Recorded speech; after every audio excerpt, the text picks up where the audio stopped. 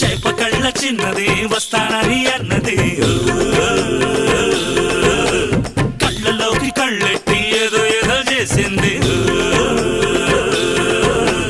కందిరీగ నడుముకి సెగలు రేపుతున్నది నంగనాచి చిన్నది నన్ను గిల్లుచున్నది ముందుకెళ్ళి ముందుకెళ్ళి ముందుకెళ్ళి మూడు ముళ్ళు వేసి గదిలోకెళ్ళి గడిపెట్టాను.